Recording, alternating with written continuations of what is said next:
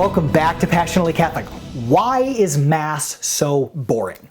Why is Mass so boring? It's like we're just sitting there, we're just singing, people are moving, people are saying some stuff like, Mass is so boring. Why do I have to go to Mass? Why is Mass so boring? Okay, here's the thing. Let's imagine for a second that you're visiting from a foreign country and you don't know how anything goes on in, say, the United States, where I'm from, okay? And you come over here and people are watching, you know, as this event is going on. Say that you're, you know, just walking in a park or something like that, and all of a sudden everybody around you just stops and things are kind of quiet in the park. There's like birds singing maybe a little bit, but off in the distance there's a couple. There's a man and a woman, and the man gets down on one knee.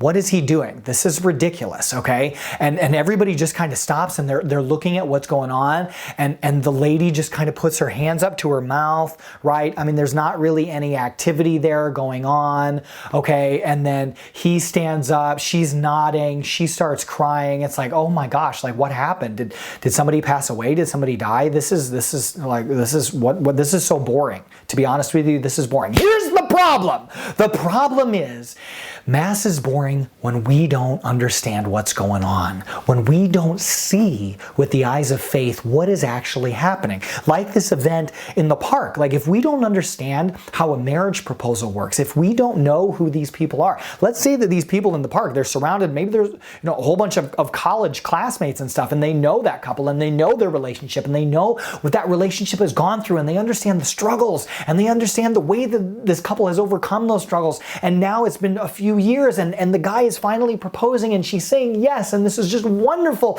Okay, there may not look like there's anything going on in that marriage proposal, and it may look ridiculously boring if you have no idea what's going on, but if you have the eyes to see, and if we understand what's going on behind the veil, if you will, behind what's just obvious right at the outset, if we understand that, then it is not boring. That's a marriage proposal. This couple's in love. They've gone through so much, so many struggles, and they've stayed together, and here they are, and they're getting married. They're going to get married. She said yes. Okay, wow. If you know what's going on, it completely changes the vision of what we have got. Look, why Mass is so boring?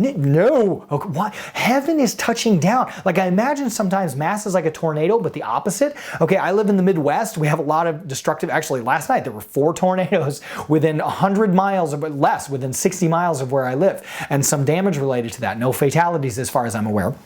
Praise and thanks be to God, because we get, good warnings about this kind of stuff. Like, let me give you a good warning about Mass, okay? Mass is like the opposite of a tornado. With a tornado, you have the power of the clouds and the skies touching down and ripping the ground apart, okay? Throwing things around. It's like I've heard, from one of my favorite movies a long time ago, Twister, when I was growing up, like an F5 tornado back then. They called it F5 instead of the enhanced Fujita scale that we have now. An F5 tornado is like the hand of God, okay? Like destructive in that sense. But Mass is like the opposite of a tornado. It's like the hand of God, but of grace, and God's power and love and beauty touches down on that altar, and bread and wine, a miracle takes place at every Mass. Bread and wine become Jesus' body and blood. Like when we don't understand the background of that, we completely miss heaven touching down, that grace tornado, that positive tornado, that heaven touches earth, and that is a foretaste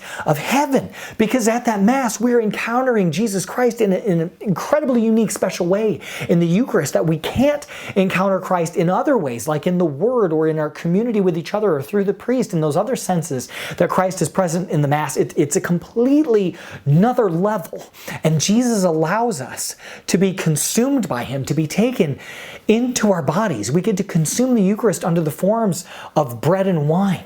Okay, under those two species, we get to receive Jesus' body and blood and soul and divinity, my friend. If we miss that, we are missing what that proposal is like. We're completely missing the depth of what is happening. That's why Mass can be boring for us. It's because we don't have the eyes to see. And I invite you, let us, every time we attend Mass, every time we participate in Mass, that we may celebrate that Mass, that we may celebrate that receiving of communion, that we can offer our full selves back to God, and that we may receive Him in His fullness, in His glory, in His beauty and love and truth, and all that He has to offer us through His grace. If this video was useful to you and you want to see more from Passionately Catholic, please subscribe and like the video. A special thank you always goes out to our patrons who make everything we do here at Passionately Catholic possible. May God richly and abundantly bless you in this life and especially in eternal life hereafter. And I look forward to being in touch again very soon.